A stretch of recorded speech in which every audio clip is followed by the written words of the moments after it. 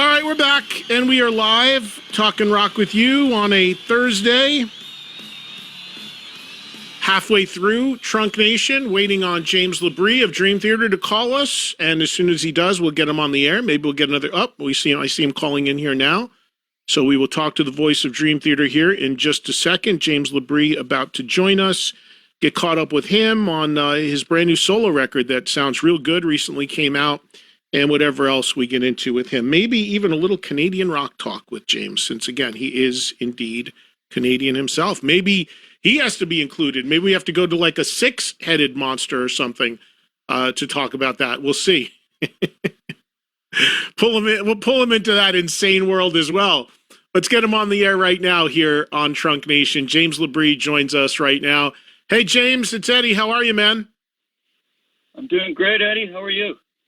I'm good. You know, just to update you, we've had a few callers about this. So every month or every other month, I do a show dedicated to Canadian rock artists. And I have usually sitting in with me Sebastian Bach and Todd Kearns and Brent Fitz and all these different people who are from Canada. And we have listeners in Canada. So they all call in and shout out their favorite Canadian rock acts and bands that should have been huge in America, but were only big in Canada. And I was just telling the audience, I said, maybe we're going to have to pull James into that at some point because you're Canadian. Do you have a favorite Canadian band that you thought should have been bigger and isn't in America, James? No, because my favorite Canadian band was Rush, and they did it, big time. So, but I completely agree. There were so many bands that I was aware of in the 80s when I was down in Toronto chasing my dream. Great bands, great talent, and they never went anywhere beyond the Canadian border. So it's very unfortunate, but I don't know. It just seems to be that dilemma, and I'm not putting anything down up there. It seems like they'll sign with the Canadian label, and then beyond that border, they might do some dates in Buffalo, and then beyond that, it's like they're oblivious to everyone else. And it's really unfortunate because we have great talent. I mean, as you know as well, there's amazing musicianship up in Toronto, up in Vancouver, all around Canada.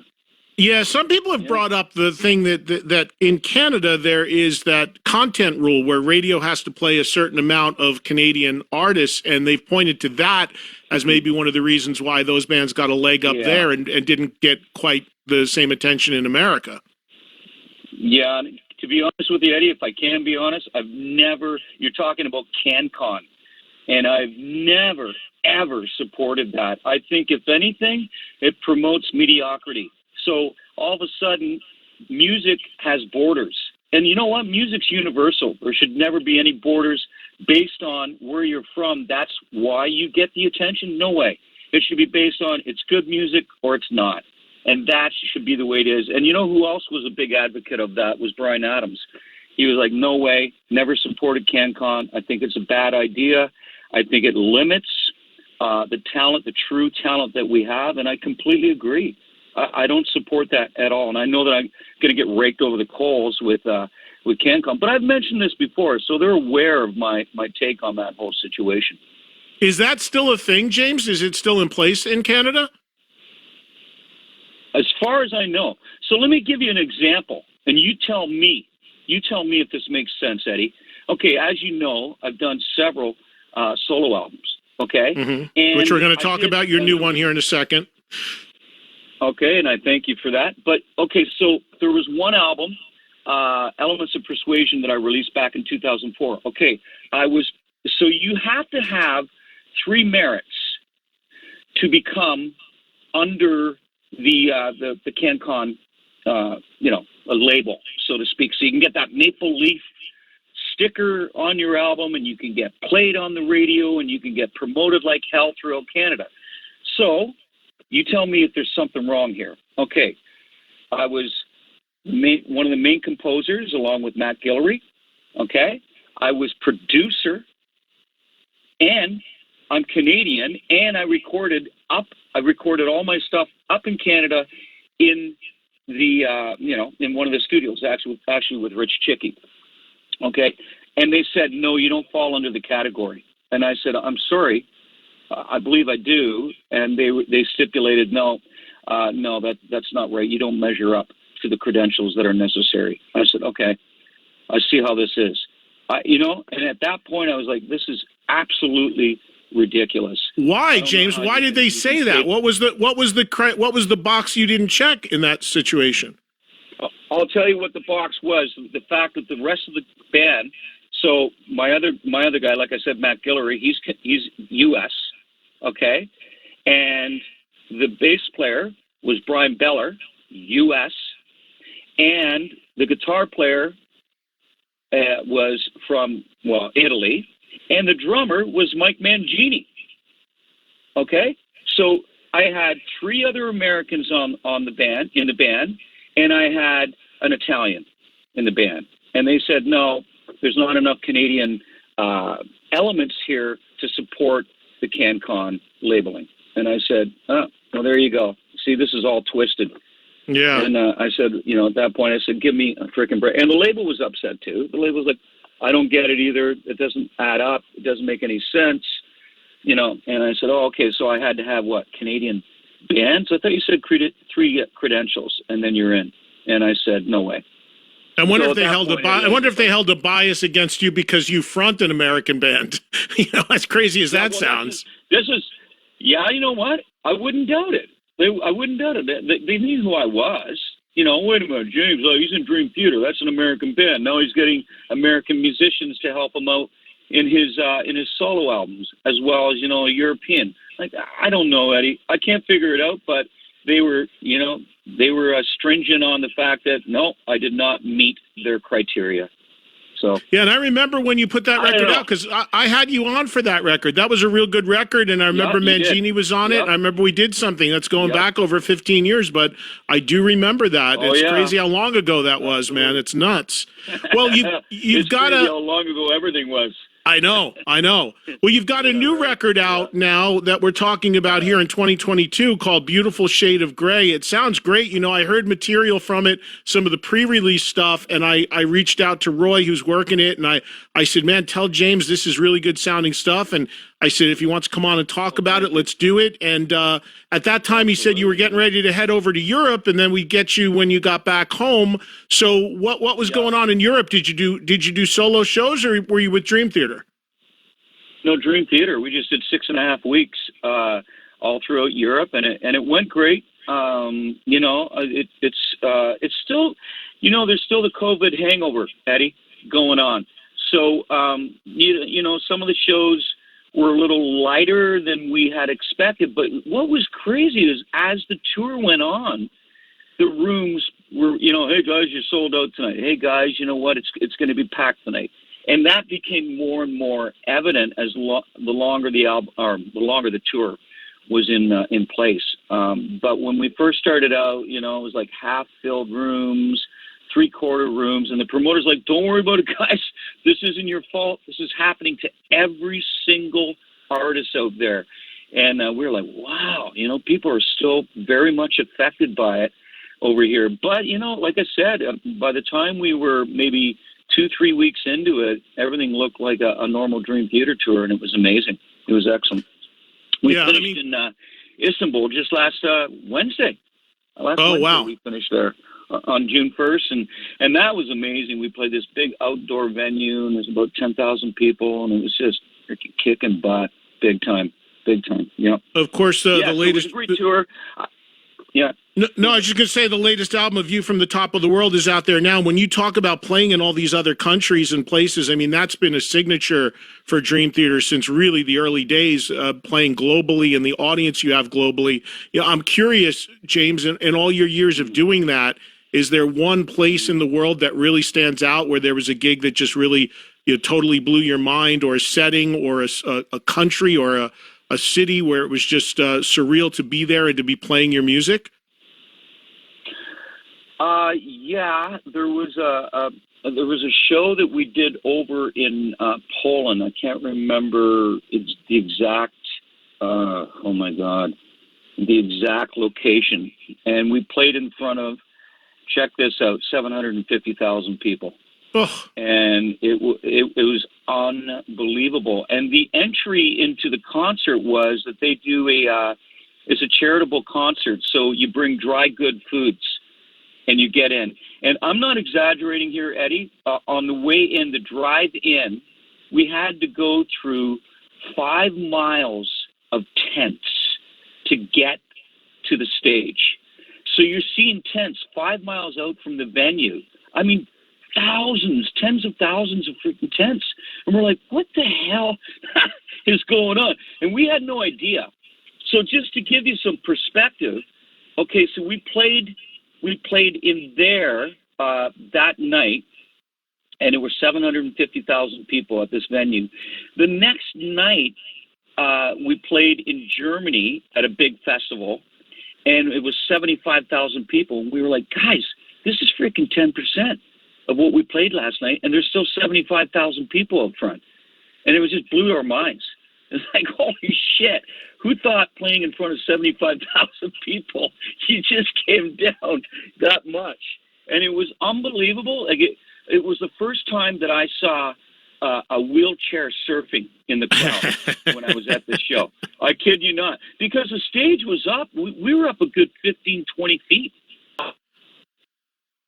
And it was unbelievable. It really was. That was the most surreal experience for each and every one of us. We were like, oh my God. Like, I'm not kidding you. Like, you see, the audio, and they had these great big audio setups. And there was one that they said that was 4 football fields out to reach the people. wow. Yeah. Just a whole other bank. You, James, as the singer and the guy that's got to sing to that many people, what's your approach in that situation to a huge crowd like that? Do you just really focus on the few rows in front of you? I mean, I imagine that's all you can really do, right? Yeah, because it's dark and you got the lights blinding you basically. But you know what, Eddie? Here's a crazy thing. I find it easier to sing in front of thousands of people than if you said, "Hey, James, can you come over to my house, man? I'm going to have like 20 people, and maybe you and somebody else. You could sing a couple songs." I'd find that more do that at your place than I would to go on stage and sing in front of 40,000 people. I kid you not. And I've talked to other people about that, and they said, "Yeah, same thing," because it's so intimate, it's so personal, right? Not that I wouldn't do that for you, Eddie. No problem. You invite me, I'll come. But I appreciate that. It's so bizarre. It's so bizarre that whole take is like, hey, put me in front of 1,000 people, no problem. You want to put me in front of 20 people, I'll see you later. Yeah, that's crazy. It really is. Yeah. Well, let's talk about your record, "Beautiful Shade of Grey." It's your 4th solo record. It's out now. One of the things that really struck me about it, James, when I heard it, was not only your voice, which I always have been a fan of, but also the musicianship on it and the guitar playing. Some really tasty, beautiful guitar playing throughout the record. Did you make this record with some of your previous collaborators, or are there new people on it? This is a brand new chapter, completely brand new chapter, Eddie. So what I did is I'm going to edit this for you real quick. So back in 2011, I was asked by a band called Eden's Curse to sing on one of their songs called No Holy Man. I did it. They're a band from Europe. And one of the main composers is Paul Loeb, and he's from Scotland, just outside of Glasgow. And him and I kind of formed a relationship, a good friendship, and I just respected him because he came more. I said to him, I go, "Hey, who's doing a lot of the writing in your band?" He goes, "I am." And he's the bass player. And I said, "Hey, I have a ton of ideas, a ton of music ideas and song ideas and lyrics and melodies and ba-ba-ba. Let's get together sometime." Fast forward 10 years later, Dream Theater just finished our last show in Glasgow on February 23rd of 2020. Little did we know that would be the last show for almost 2 years, just 3 weeks shy of 2 years before we did another show. And I bumped into him in the Glasgow airport, and bang, we talk. And I said, "Hey, do you hear about this ugly virus that might, be a reality, and we're going to get shut down?" "Yeah." And I said, "If that happens, let's do what we talked about. Let's write an album. But I want it to be acoustically based. An acoustic album. Let's think Zeppelin, that you could strum any Zeppelin song and it's still a classic. It's still timeless. They're still one of the greatest bands that ever existed, by far.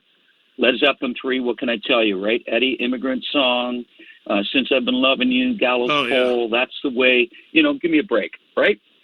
So of course. He said, absolutely, James, I'm 100% there. We started writing. Like, as you know, the world shut down March 15th, thereabouts. And we started writing this album. And it started out, Eddie, as just a acoustic guitar. And Paul has a beautiful 6-string, 12-string, and he's an amazing just guitar player.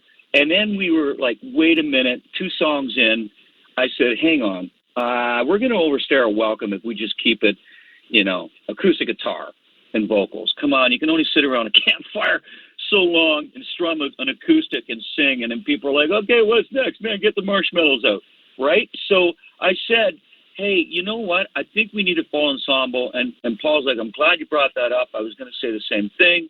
So at that point, we got Marcos Foley, who has played, he's been my lead guitarist on 3 of my other solo albums, Elements, Static Impulse, and then Permanent Resonance. And he said, absolutely, I want to be on board. And then we got Christian Polkinen, who's the keyboard player with Eden's Curse and some other bands. And then I got my son. Paul said, I want your son to play because I love his drumming. And so I said, well, then, Paul, better coming from you instead of me because it'll sound like a loaded card here. And it's a force card. So Paul said, Chance, do you want to play on this? And then Chance got fully involved in the arrangements and all that stuff and actually became one of the co-producers. So that's how that all came together. And then we started to build it as a full ensemble album that became what it was. But Zeppelin was our reference.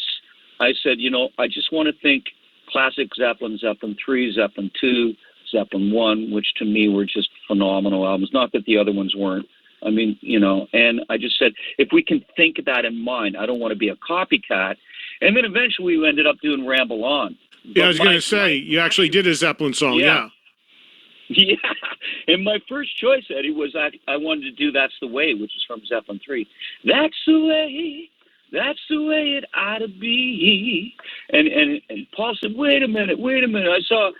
He said, I saw an interview with you, and you said one of your favorite songs was Ramble On. I said, it is one of my favorite Zeppelin songs. He said, well, let's do that. And I said, okay, I'm in. Let's just go for it. And that's all. Yeah, no, it's a great version. Thank you. It's a great version, and you've got another interesting thing about the record too, where you've got the same song, a song called "Devil and Drag" that opens and closes the record in 2 different types of versions. Tell me about that. That again was Paul's idea. He said, you know what, this song begs to be played full on electric, and I don't know if you agree with me on this, Eddie. Maybe you can tell me your take, but the electric version, I think it kicks ass. It really does. But I said to Marco, who's doing all the soloing, and he did a phenomenal job playing all the solos acoustically. And then I said, this is where you can really just be yourself. And I said, just go crazy on this song. And to me, it's so reminiscent of one of the greatest, if not the greatest guitar player in the world, Eddie Van Halen.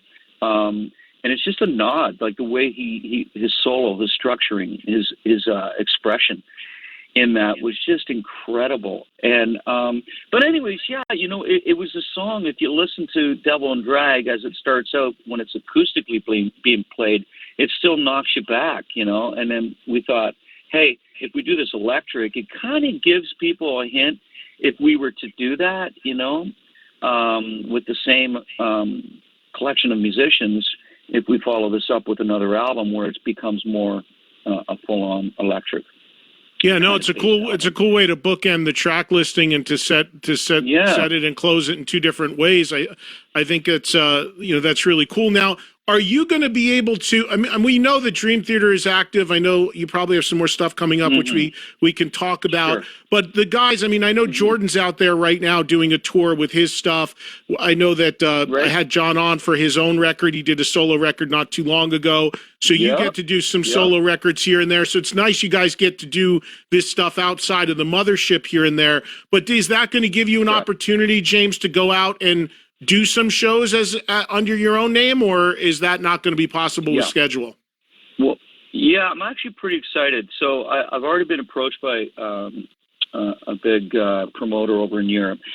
And what they want to do is so they said, listen, things are still kind of settling. The dust is still settling. So, and we know that you're on tour with Dream Theater and so on, et cetera, et cetera. What we would like is for you to come over here to Europe and maybe do 3 weeks of select shows next May. So the spring of 2023.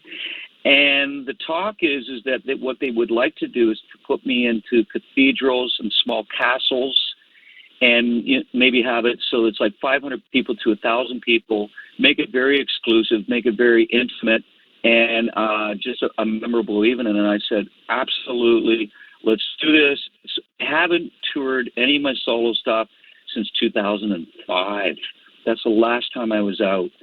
And I said, it's well overdue. I keep getting asked every single time I release a solo album, are you going to tour it live? And I can't believe it's overwhelming how many people have going on my boards and that. I've just said, James, this begs to be played live. You have to bring this out and play these songs, this album beginning to end. Well, I absolutely agree, and I want to do it. But there's so many other songs, too, that I'd want to pull out from my previous solo albums as well, maybe put it into an acoustic setting. But it's still like full on, And so, yes, Eddie, that's the plan.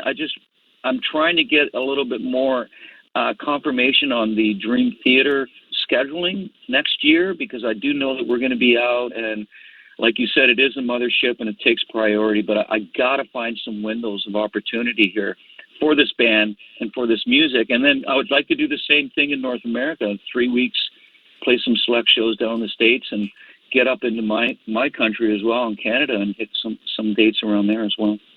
Is there any, I think as far as Dream Theater is concerned, you have some more stuff outside of the U.S. this year, right? Is there anything in the U.S. Coming up? Well, no, I don't think until probably 23 we'll be back in the U.S. That was our first leg, right, Eddie? And yeah, you know that, but so that's where we started the A View from the Top of the World tour was in Phoenix way back in the beginning of February. So yeah, I don't see us getting back here because there's talk that we still have Asia, we still have all the South Pacific Rim. We're going in September. We're going down to do the Rock in Rio, and then some more shows throughout Brazil and Buenos Aires and Chile. That's in September. In August, we're going over to Indonesia and headlining a festival, the Download Festival in Tokyo. And then there's talk in January to go back to Europe and hit all the other spots that we didn't hit over there, and then so on and so forth. So I see this going out and being out for quite some time. I don't see us like really wrapping up anything that would have to do with A View from the Top of the World touring. Probably until like fall 23. There's so much being planned right now that I can't even talk about because they're like, okay, it's being put together now. Right. So let's just wait and see. But it's pretty exciting. I mean, yeah. I mean, hey, listen, we're glad to be back out, man. We did keep ourselves busy, and I'm thankful that I did write and record this solo album because it kept my sanity. Oh my God, holy shit! I would have spun out of control, I think. Like many other people. Yeah, no, a lot of people were able to create during the lockdown, and that gave them the opportunity to at least do something. And then now we're seeing a lot of those records coming out that were made during that time.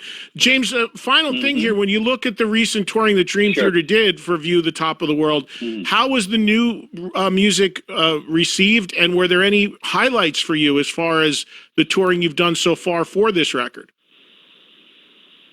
The new material, I mean, I'm sure every artist wants it to be like that, Eddie, where it's like, hey, how are the new songs going over? Honest to God, they're out there, they're singing the songs. They're, as you know, I mean, we start the night with The Alien because, hey, that's the big Grammy win for us now. And people are into it. They're singing along, they're shouting, they're loving it.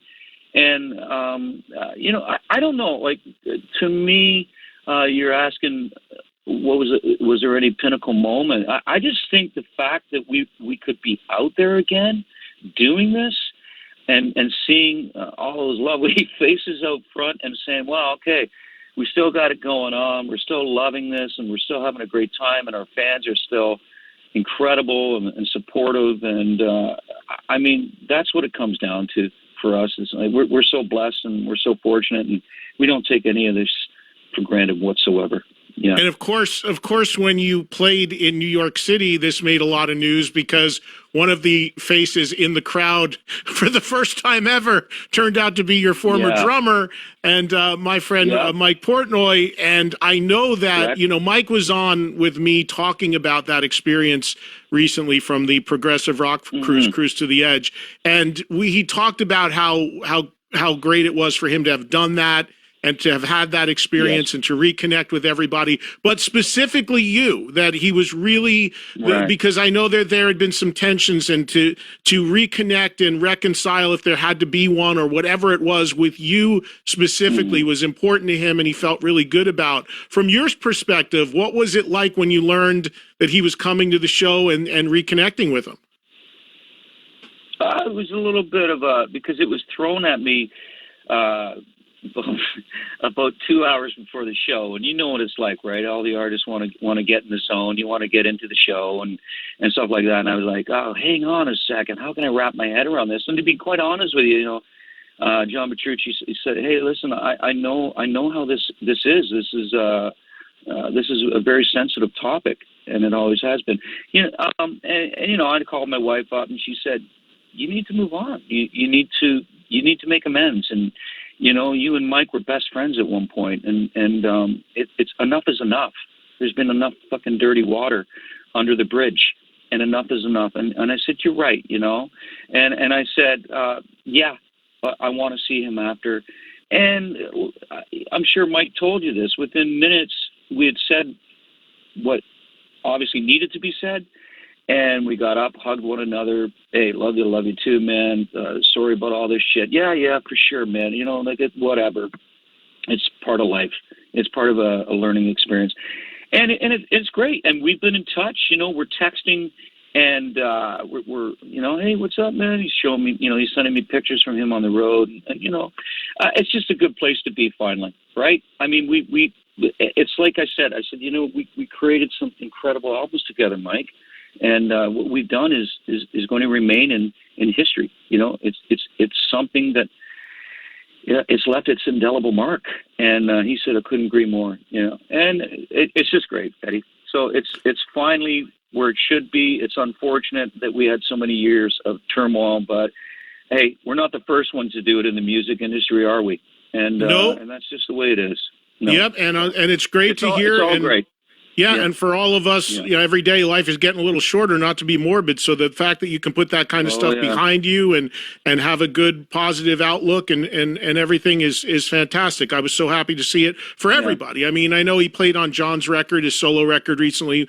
We talked about that, but just to see all of that happen, and with you specifically, I thought that was a really wonderful thing. So, well, listen, man, it's great to catch up with you, James, and everybody check out the James LaBrie solo record. It's out now. It's called Beautiful Shade of Gray. Really cool record, really cool playing, guitar playing, songs, vocals, real good stuff. Hopefully live shows and maybe some more Dream Theater stuff in the U.S. and Canada next year, it sounds like, right? Absolutely. Thanks, Eddie. Oh, James, and one other thing. One other thing. Talking about the records you've made in your career with whatever lineup of the band, my favorite, or one of them, is Train of Thought, which blew my mind to find out next year is 20 years since that record came out, which I can't believe. We talk about time. So maybe, and I'll get in JP's ear about this, maybe next year, some sort of Train of Thought celebration. I don't know. I'm just thinking out loud. Yeah, well, hey, you know what, Eddie? I agree with you. It would be great. And I think everything's open to discussion at this point in our career, and more of that is happening. You know, like Octavarium, and then you got Systematic Chaos, and like they're all having these anniversaries, and it's just like, holy shit, we have been around for a long time. It's a good problem to have when you've got that many records that people like and that much of a catalog. So that's a good problem. Yeah. You take it year to year. That's all you can really do. Absolutely, and like I said, anything's possible, and yeah, that was a killer album, and we had a great time touring that. My God, man, like that was in your face. It was like, here we go. Fame kept coming we up. are the progressive metal band, and we're gonna give it to you right between the eyes. So yeah, that was a great album for sure, Eddie. Yeah. Well, listen, man, congrats on the record. Enjoy the time that you're Thank home, and hopefully I'll see you out there somewhere. Beautiful Shade of Grey. Again, it's out now. Solo album from James LaBrie. Take care, man. Great catching up. Yeah. Okay, thanks, Eddie. You too. Take care. Bye-bye. Okay, bye. There's James LaBrie. Half an hour with James, of course, the voice of Dream Theater, and talking solo record, talking Canadian music. Great stuff from him. Greatly appreciate. And, of course, there was that big reunion with Portnoy, not on stage, not playing, but as many of you know, a few months ago, Dream Theater played the Beacon Theater in New York City, and Mike went to the show and watched for the first time ever a band he co-founded and, of course, left a number of years ago in a very, very well-publicized breakup, and watched his own band play. And there was, of all the guys in that band, the one guy Mike had tensions with for whatever reasons was James. So the fact that they've reconciled is really a great thing for both of them and really nice to see as well. It's great to hear that.